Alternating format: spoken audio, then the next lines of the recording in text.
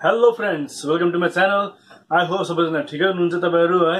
अनि आजको यो फिर नयाँ भिडियो लिएर आएको छु म। अगर तपाईहरुले केही नलेजेबल कुरा अनि केही ज्ञानको कुरा खोजिराख्नु हुन्छ तपाईहरु एकदम ठिक जग्गामा हुनुहुन्छ है। अनि मैले फेरि आज नयाँ भिडियो ल्याएको छु त्यसमा म तपाईहरुलाई जियोको डिल्सको बारेमा बताउँछु है। नयाँ डिल आएको छ। त्योभन्दा पहिला अगर तपाईलाई मेरो भिडियो अनि मेहनत राम्रो लाग्छ भने लाइक र सब्स्क्राइब त गर्ने होला अनि साथमा तपाईको फ्रेन्ड्स अनि फ्यामिलीलाई शेयर पनि गर्नुहोस् होला है। जब सब्स्क्राइब गर्नुहुन्छ त्यसको साथमा जुन बेल छ आइकन त्यो पनि दबाइदिनुहोस् ताकि जब म नयाँ भिडियो हाल्छु है सबभन्दा पहिला चाहिँ तपाईले देख्न सकोस् है। अनि त्योभन्दा मेन तपाईले कमेन्ट गरेर अगर मन नपरे है डिसलाइक त गर्नुहोस् होला, मन परेन भने साथमा सुझाव पनि दिनुहोस् के कुरा मन परेन है। सो लास्ट टाइम मैले मलाई के सुझाव आएको थियो है भिडियो क्वालिटीको बारेमा, माइकको क्वालिटीहरुको बारेमा है, अडियो क्वालिटीको बारेमा। अनि यसमा मैले नयाँ भिडियोहरु बनाएकोले गर्दा म आउने फ्युचरमा है त्यसको म काम गर्नेछु, त्यसको पनि क्वालिटी राम्रो गर्ने कोसिस गर्छु है। तपाईको फिडब्याकको लागि धन्यवाद छ है। अनि तपाईले सिर्फ राम्रो कुरा मात्रै हैन अनि नराम्रो कुरा पनि भयो भने त्यसमा तपाईले फिडब्याक दिन सक्नुहुन्छ।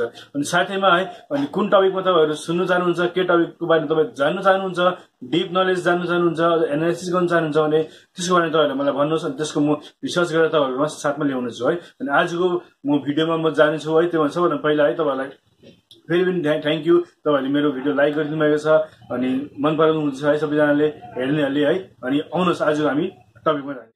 अनि आजको यो डिलमा चाहिँ म तपाईहरुलाई बताउने छु है जुन फेसबुक र जियोको डिल भएको छ। अनि त्यसको साथमा अझै तीनटा अझै ठुल्ठुलो है अमेरिकन कम्पनीहरुले जियोमा इन्भेस्ट गरेको छ है।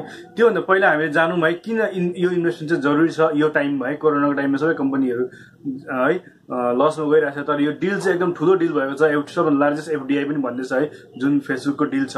एफडीआई भने तपाईलाई थाहा छ है, फरेन डाइरेक्ट इन्भेस्टमेन्ट, जुन बाहिर कम्पनीले यहाँको कम्पनीले सिधा इन्भेस्ट गर्छ है।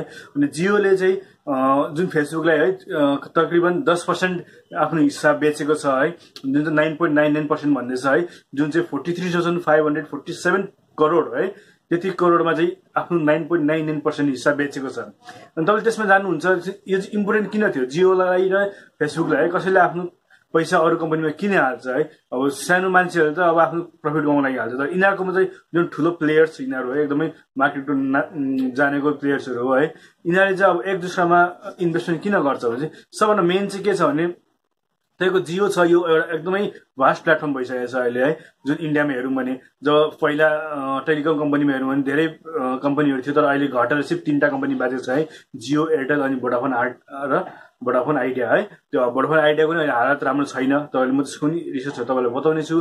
तर एउटा एयरटेल छ अनि साथमा एउटा जियो छ। जियोको कस्टमर बेस पुरा बढेको छ है। त्यसले गर्दा जुन फ्युचर छ जियोको है, जियो डिजिटलको जुन फ्युचर छ एकदमै ब्राइट देखियो है, ब्राइट छ फ्युचरमा। अनि त्यसको जियोको अरू पनि सब्सिडियरी छ है, जस्तो जियो सावन भयो, जियो मार्ट भयो, जियोको आफ्नो सिनेमाहरु छ है, जियो सिनेमा एपहरु तपाईले चलाउनुहुन्छ होला है। त्यसमा चाहिँ अनि जुन जियो मार्ट भन्छ चाहिँ कुन चाहिँ एप हो भने त्यसमा चाहिँ ग्रोसरीहरुको सामानहरुको है तिनीहरुले डिलिङ गर्छ। जसरी अमेजनको पेन्ट्री छ है, जसरी बिग बास्केट छ, त्यस्तै जियो मार्टले पनि आफ्नो चेनहरु बढाइरहेको छ। त्यसमा चाहिँ के छ भने त्यहाँले जुन चेन बनाउन लागि सबभन्दा इम्पोर्टेन्ट के हुन्छ, डाटाको जरुरत पर्छ है, कस्टमर बेस डाटा। त्यसमा चाहिँ अनि त्यो भन्दा पहिला अब तपाईलाई थाहा छ व्हाट्सएप है, व्हाट्सएप र इन्स्टाग्राम पनि फेसबुकै हो। तर व्हाट्सएपले चाहिँ इन्डियामा व्हाट्सएपको जुन व्हाट्सएप पे एउटा जुन एप्लिकेसन छ त्यो बाहिर छ है, इन्डियामा अहिलेसम्म त्यो गर्नु सकेको छैन। जस्तो तपाईले गुगल पे हेर्नुहुन्छ है, पेटीएम पे हुनुहुन्छ, पे छ, जस्तो फोन पे छ, त्यस्तै पेमेन्ट एप चाहिँ व्हाट्सएपको पनि छ, तर त्यो चाहिँ अहिलेसम्म इन्डियामा तिनीहरूले लाइसेन्स नपाएकोले गर्दा आउनु सकेको छैन। तर अब जुन डिल भयो नि त्यसले गर्दा चाहिँ यो बाटो जुन छ नि, जुन व्हाट्सएपको पेमेन्ट एपको डिल, त्यो निकै हेल्प हुने कुराहरु हामी सुनिरहेको छौँ है। त्यसले गर्दा जब अब फेसबुकले हिस्सेदारी खरिदिएपछि जुन जियो मार्ट छ है, जसमा चाहिँ ग्रोसरीको सामानहरु तपाईले किनबेच गर्न सक्नुहुन्छ, त्यो जियो मार्टले चाहिँ आफ्नो पेमेन्ट गेटवेको लागि चाहिँ व्हाट्सएपलाई युज गर्ने प्लान चलाइरहेको छ है। त्यसै चाहिँ के हुन्छ भने व्हाट्सएपको पनि ग्रुप बढ्छ है, अनि जियो मार्ट पनि जुन नयाँ कम्पनी आएको है त्यसको पनि आफ्नो रिच बढ्न सक्छ है। त्यो ताकि अमेजन पेन्ट्रीलाई तिनीहरूले कम्पिटिसन दिन सकोस्, ताकि बिग बास्केटलाई कम्पिटिसन दिन सकोस् है। अनि तपाईले हेर्नुभयो भने व्हाट्सएप है, नर्मल तपाईले हेर्नुभयो भने व्हाट्सएप चाहिँ फेसबुक भन्दा पनि बेसी युज गर्छ मान्छेले हैन। बिहान उठ्दाखेरि नि व्हाट्सएपहरु चेक गर्छ, बेलुका व्हाट्सएप चेक गर्छ, बरु फेसबुक त्यति चेक गर्दैन। अनि व्हाट्सएपको चाहिँ इन्डियामा मात्रै हेर्यो भने 40 करोड कस्टमर छ है, 40 करोड मान्छे तिनीहरूले चाहिँ व्हाट्सएप युज गर्छ भनेपछि अब व्हाट्सएपको पेमेन्ट गेटवे चाहिँ जियो मार्टसँग जोड्यो भने हेर्नु, जियो मार्ट जुन नयाँ कम्पनी हुनुहुन्छ त्यसको बढ्ने चान्स एकदमै बढ्छ है। त्यसले गर्दा जियोले पनि यसमा प्रफिट देख्यो अनि साथमा फेसबुकले पनि यसमा के प्रफिट देख्यो। दुईजनाको म्युचुअल अन्डरस्ट्यान्डिङ भयो नि त हैन। दुईजनालाई अब एक दुसराको कम्पनीमा हिस्सेदारी हुँदा के भयो दुईजनाको बिजनेस जुन नयाँ बिजनेस छ त्यसमा ग्रो हुने चान्स निकै बढेको छ। तर यसमा एउटा कुरा छ जुन फेसबुकले तपाईँको इन्भेस्ट गर्दैछ नि जियोमा त्यो सिर्फ जियो प्लेटफर्मको लागि इन्भेस्ट गर्दैछ है। अरू रिलायन्सको ओइल कम्पनीतिर इन्भेस्ट गरेको छैन, सिर्फ जियो प्लेटफर्ममा गरेको छ। त्यसले गर्दा ओइलमा केही धक्का लाग्दाखेरि फेसबुकलाई के पनि असर पर्दैन है, यो सिर्फ प्लेटफर्म जियो प्लेटफर्म मात्रै इन्भेस्ट गरेको छ। त्यसले गर्दा जियो प्लेटफर्मको जुन है इन्टरनेटको जमाना छ है, अहिले भन्छ नि data is the new oil है। जुन तेल पहिलाको जमानामा पहिलाको आजभन्दा 20-30-40 साल अगाडि तेल जति इम्पोर्टेन्ट थियो नि अब फ्युचरमा डाटा त्यति नै इम्पोर्टेन्ट हुन्छ है। त्यसले गर्दा जियोको फ्युचर देखेर चाहिँ जियोको जुन जति हिसाबको टेक्नोलोजीहरू देखेर है त्यही हेरेर चाहिँ फेसबुकले इन्भेस्ट गरेछ ताकि फ्युचरमा ग्रोथ राम्रो हुन सकोस् है। अनि अलरेडी जियोले पुरा इन्भेस्ट गरिसकेको छ है। इन्भेस्ट गरेर यिनीहरूको इन्डियाभरि कस्टमर बेस राम्रो छ। एयरटेल है, एयरटेल सबभन्दा पहिला राम्रो थियो तर त्योभन्दा बेसी कस्टमर बेस भइसकेको छ है जियोको, सबैले जियो चलाउँछ। त्यसले गर्दा त्यो फ्युचर देखेर चाहिँ फेसबुकले पनि आफ्नो 10% हिस्सादारी जियोको किनेको छ है। अनि तपाईँहरूले आउनुहोस् म तपाईँलाई एउटा जियोको भयो सबभन्दा फर्स्ट इन्भेस्टमेन्ट थियो है। यो चाहिँ एउटा प्राइभेट इक्विटी भन्छ हामी है। प्राइभेट इक्विटी चाहिँ के हो भनेदेखि कुनै पनि कम्पनी जब पब्लिक हुन्छ नि त्यतिखेर आइपिओ लिएर आउँछ। आइपिओ भनेको इनिसियल पब्लिक अफरिङ है।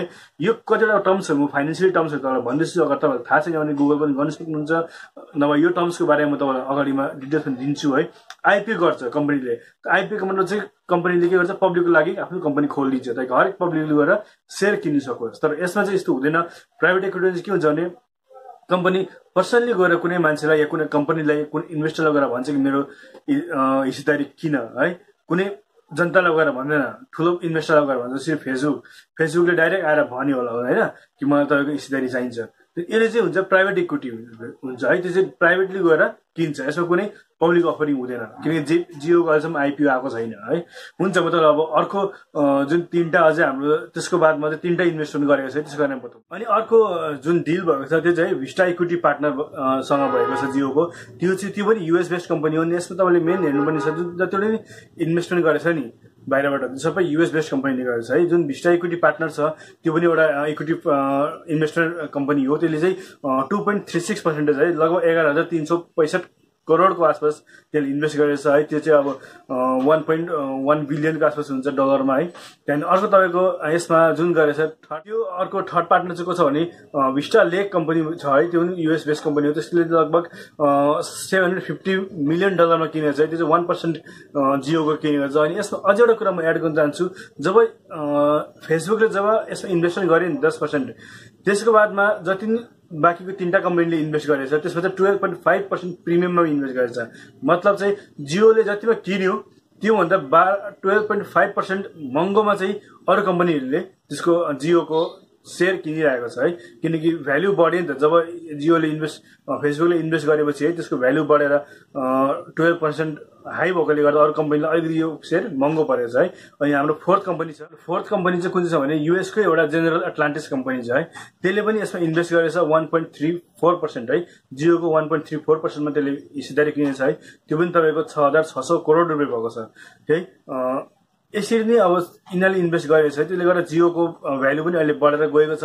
अनि फ्युचर ग्रोथ राम्रो देखेकोले गर्दा है अहिले लकडाउन त छ तर यिनीहरूको फ्युचर अब जति दुनियाँमा अहिले लकडाउनले गर्दा महामारीहरू भइरहेछ है सबै मार्केट क्रास भइरहेछ, डाउन भइरहेछ। तर अब आइएमएको रिपोर्ट अनुसार है इन्डिया र चाइनाको चाहिँ त्यति अरू देश जतिको मार्केट गिर्ने उम्मेद छैन। अलिक राम्रै स्थितिमा रहन्छ भने आइएमएफको पनि है यिनीहरूको पनि भन्ने छ है। त्यसले गर्दा यिनीहरू कम्पनीले इन्भेस्ट गरेको छ है। हुन्छ म तपाईँहरूलाई त्यसमा मेन चाहिँ जियो र अर्को है युएस कम्पनीको डिल्सको बारेमा बताउन आएको थिएँ। कुन डिल्सहरू यिनीहरूले जियोमा इन्भेस्ट गरेछ अनि जियोको फ्युचर ग्रोथ के छ है। जस्तै जियो मार्ट भयो, जियो सिनेमा भयो है ताकि ज्यादाभन्दा ज्यादा कस्टमरसँग पुगोस् है।